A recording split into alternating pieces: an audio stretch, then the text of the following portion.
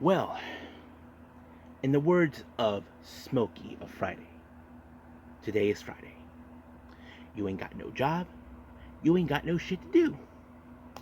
So, however, here on this channel, we are got some shizmid to do. So today we're going to be doing some 3 reviews. As you know, it's Friday. We have AEW Rampage featuring some interesting matches taking place. And then, of course, we're going to see who levels up on this latest episode of NXT Level Up. And then we have, of course, before that, we have MARIGOLD's much recent event, the Fantastic Adventure 2024 at Korakuen Hall, featuring all championships that they have defended. The Superfly, the Tag Team titles, the United National Championship, and of course the World title.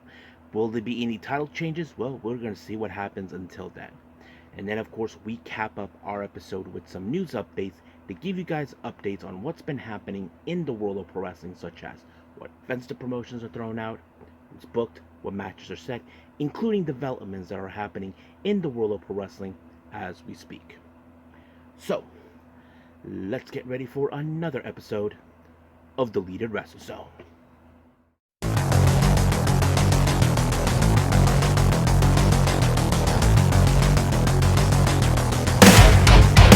Are you ready? Get up, get up! Get up, get up! Get up, get up! Get up, get up!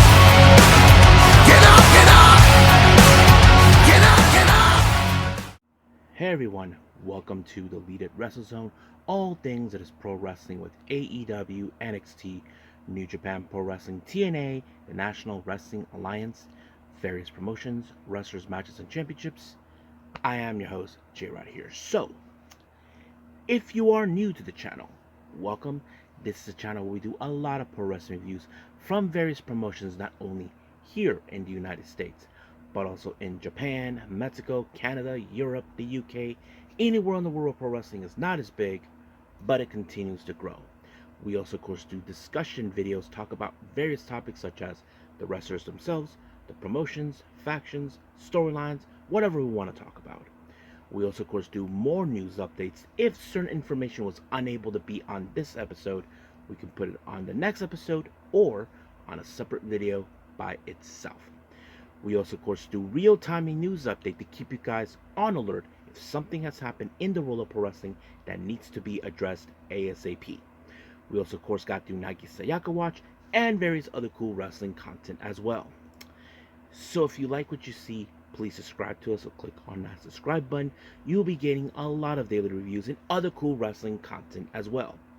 But if you like this episode, please give us a like on the like button or a nice comment in the description down below.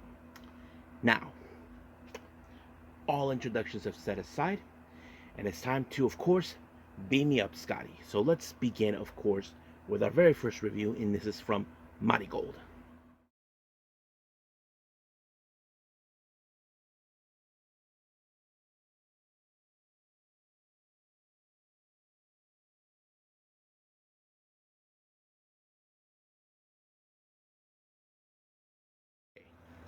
MARIGOLD, as we continue with more of Fantastic Adventure 2024.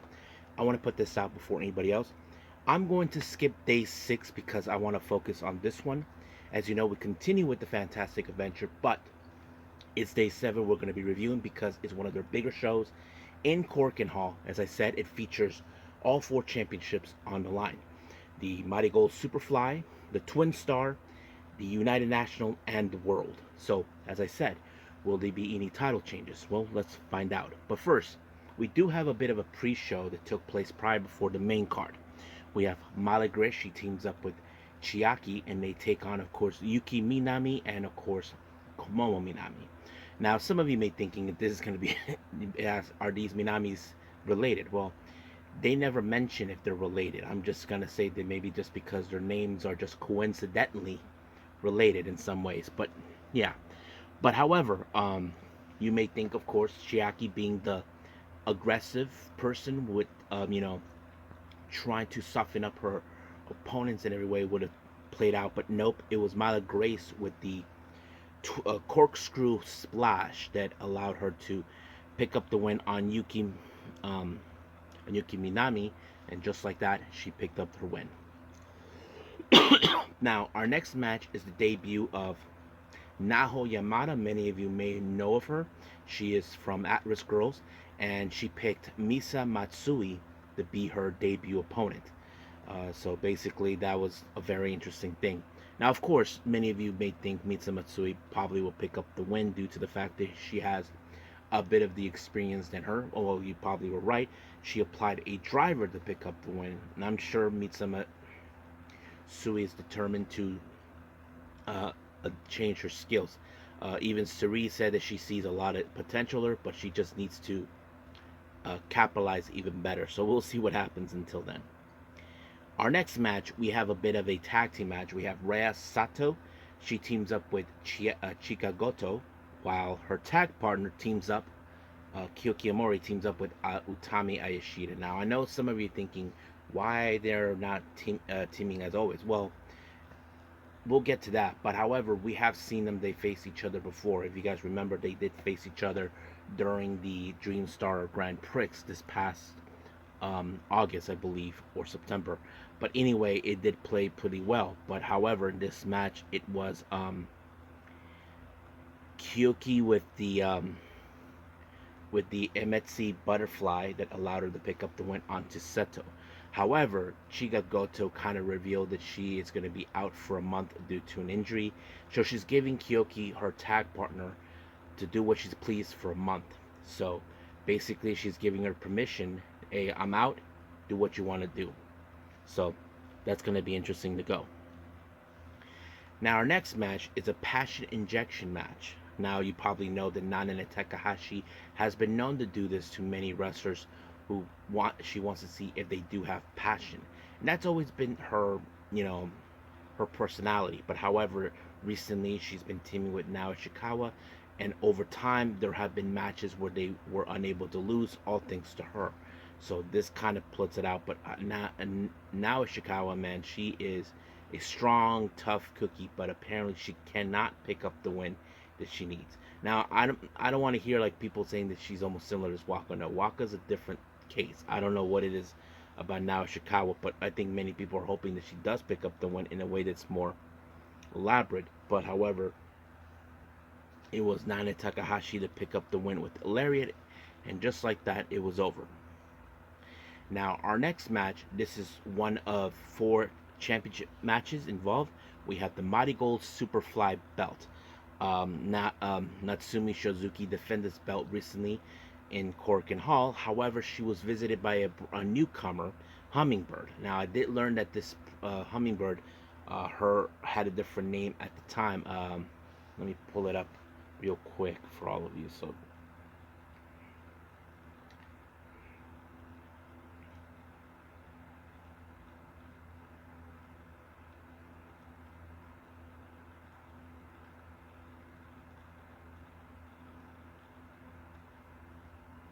just bear with me, guys.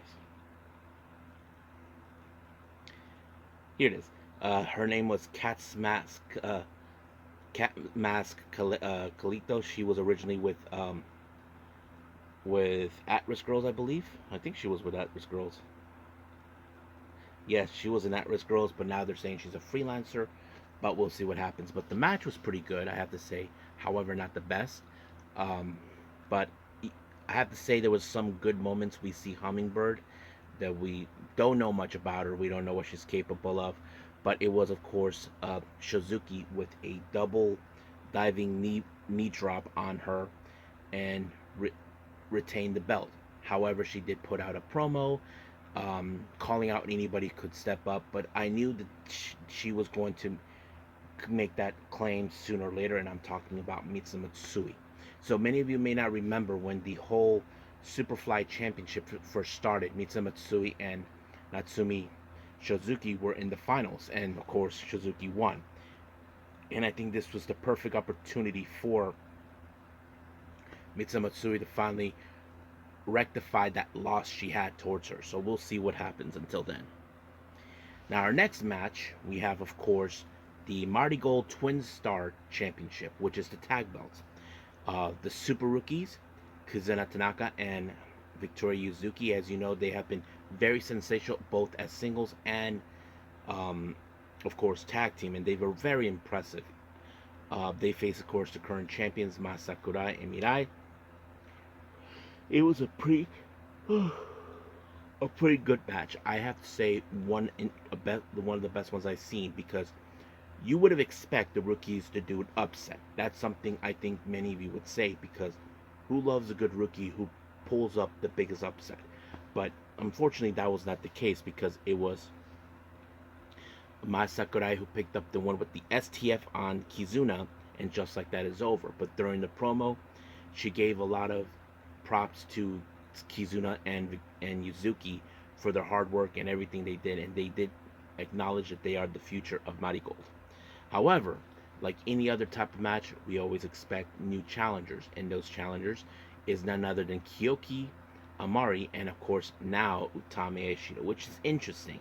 Now, of course, it's interesting now. Kyoki was unable to obtain the tag belt with Chika Goto, but Chika Goto did actually told her to do which as you please for a month, and this is the perfect opportunity.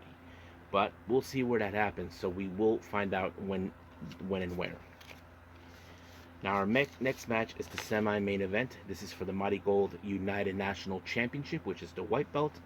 Miku Anu, I know, actually defends it against Nagisa Nozaki, so that plays out pretty well. Now, of course, Nagisa Nozaki, who ever since she reemerged herself as a heel, and then coming to Marigold in order to, of course, to to get Julia, but now she won't be able to do so. Now she's aiming for the bigger prize, and then of course you would think that this is going to be those moments where Mika Anu, who's been a force to be reckoned since arriving um, to Marigold, was gonna lose the belt. But however, Mikuano didn't do that. It only took about 3 style clashes to put her away, even a couple of buzzsaw kicks. But Mikuano was able to retain the belt. However, no challenger stepped up just yet. Now on to our main event. We have Bozilla versus Sari. Now, this is the actual David versus Goliath type of story.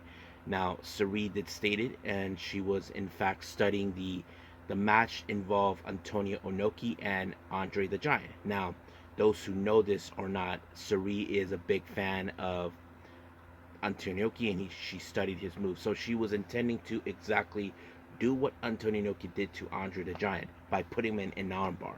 So the real question is, can she do it? I mean, Bozilla, she's a force to be reckoned, someone you don't want to be standing in the wrap.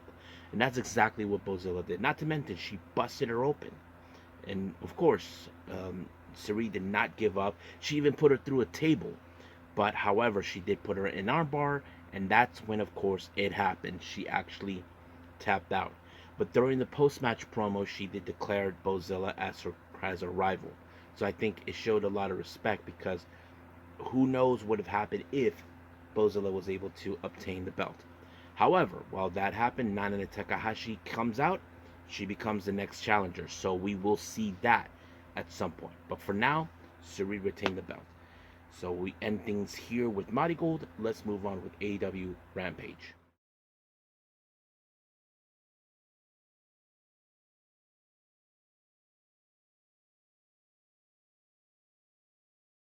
Okay, AEW Rampage. We open up with a 3-way tag team.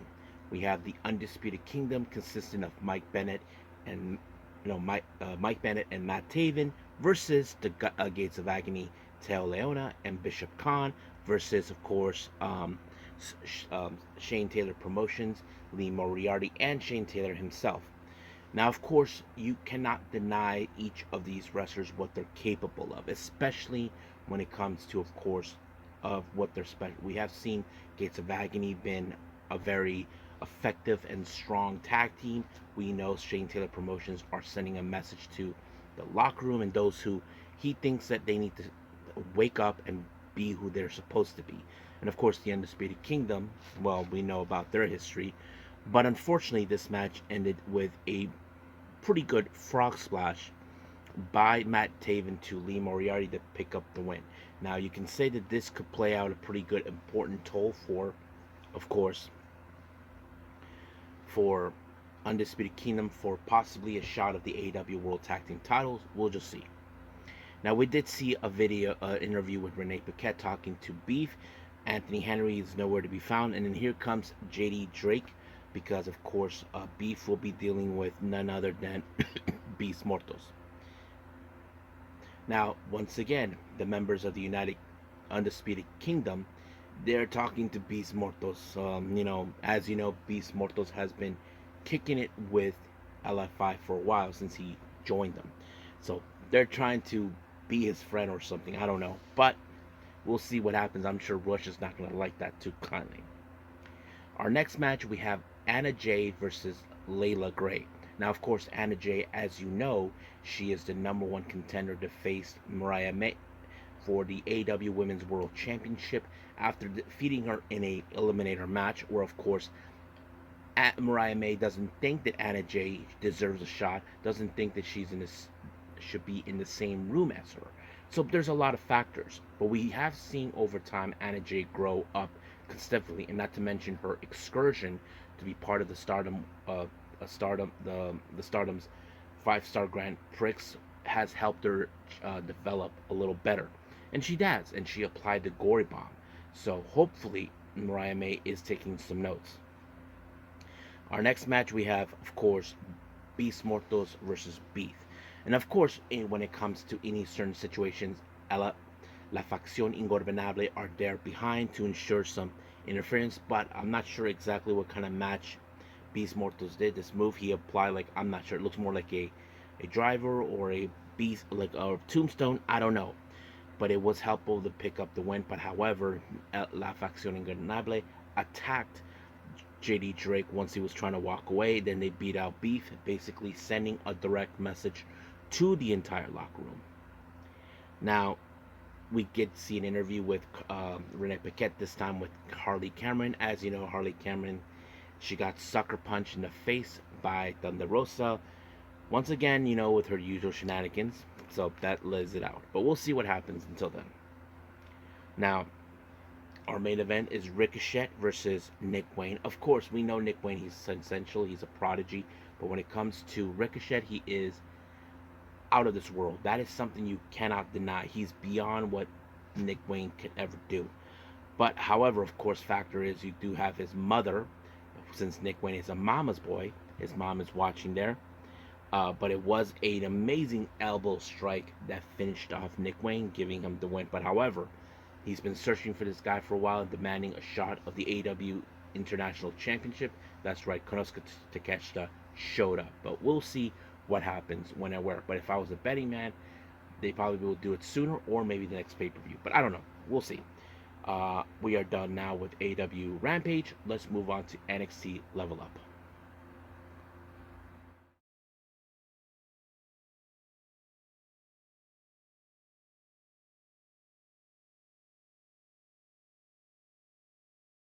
Okay, so who levels up on this latest episode of NXT Level Up? Let's find out. So our first match, we have Mark Coffey versus Dion Lennox. Now, of course, like any other type of match, Gallus, as you know, along with Mark Coffey, his brother Joe, and Wolfgang are sending a message to the rookies, trying to tell them to stop taking opportunities that doesn't suit them. Like always, they involve themselves in this match when things seem like Dion was getting his footing, but Gallus could not let that go, so they interfered, and then, of course, Mark Coffey decided to give Dion Lennox a forearm into the face and knocking him out, and 1, 2, 3 is over. But however, Gallus continued to send their message in a 3-on-1 scenario, but luckily Shallow Hill and Cutler James decided enough is enough. So we will probably see a war between both sides. Now, of course, our next match, but this one has an interview involving, we have Tyra May Steele, who will be in the match against Izzy Dane. But of course, Izzy Dane thinks that her skills are no match to where she's at now. And of course, you can say that. I mean, there were moments in this match between Tyra and Izzy, where Tyra seems like she had the match won, but it was Izzy Dame with a slam that allowed her to pick up the win. Now, our next match, we have Jake Monroe teaming up with Dante Chen to take on Uriah Connor and Kale Dixon. Now, remember, uh, Drake Monroe there was this moment where Drake Monroe couldn't stand O'Connor's and Dixon, but getting tight and all that. But Dante Chen stepped up, so basically that's what led to this match. Now, if you probably would have assumed that this match would have fallen in favor with Dante Chen, it did, because we did see some interesting cohesion between Dante Chen and Drake. So we'll see where that leads. But it was Dante Chen with a gentle touch, and just like that, 1, 2, 3, it's over. So yeah. So I think we are done with all the reviews. It's time for some news updates.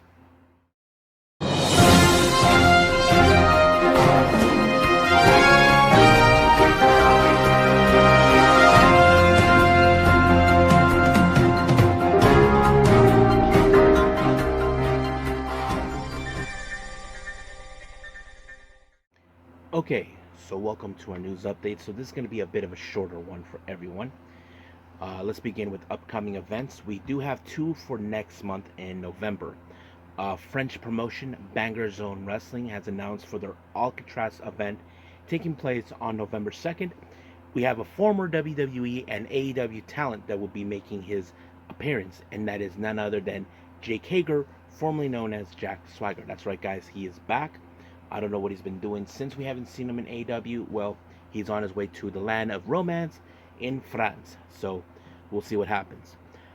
Finally, Deadlock Pro Wrestling for the World's Strongest. They announced Titus Alexander will be in action, taking on Speedball Mike Bailey. Now for some interesting developments.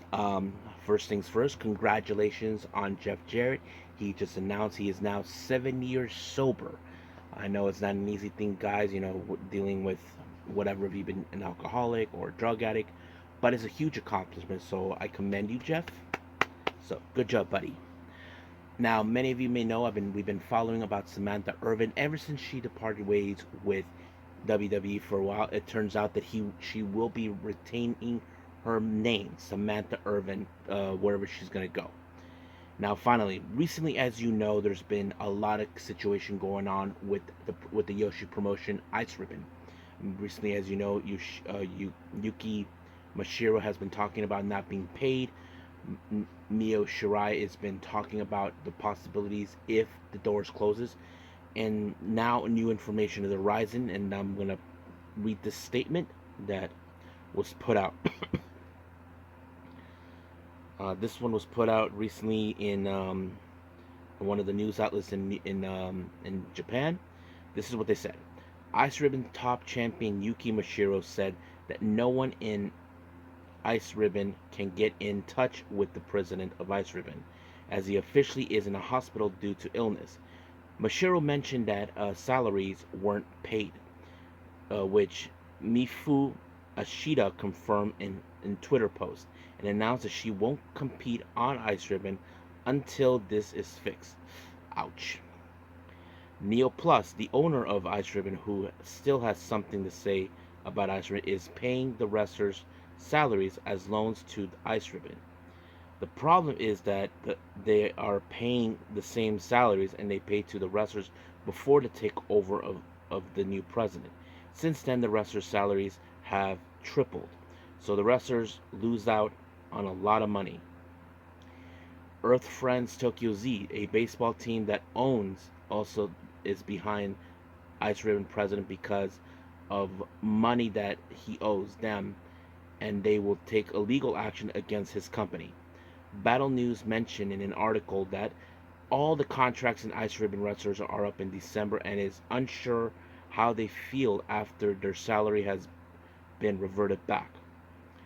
Jay mentioned on the OPTVW that apparently Ice Ribbon president is the same guy who propositioned Natsu Surimi to start a large-scale promotion with contrast costumes before running with the money once he needed to pay it. I can't confirm that.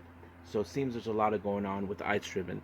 I mean, like I said, I really hate to see this promotion go, guys. I really do like these guys, um, but we'll see how things. I just hope and pray that things can be sorted out for them. So let's cross our fingers, right? So I think that's pretty much it. So let's just call it a day.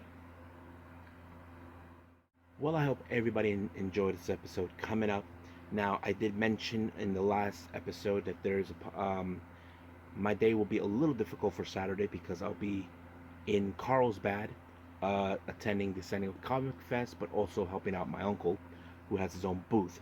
So if I do have any San Diego subscribers who are in fact going to that, uh, feel free to find me and say hi. But however, we'll see how that goes. I know I haven't seen the latest Maple Leaf 2-day show they have. Some Pro Wrestling No events. As we speak, there is a Stardom event starting the Tag League. So we'll see how things will progress. But however, AEW Collision is on the priority list. So we'll just wait and see what happens. But for now, we'll leave things as it is. And then until then, I will say that I will see you guys in the next DWZ time. Same DWZ channel. I must bid all of you adieu. So, goodbye. Mwah. And have a nice day. Bang.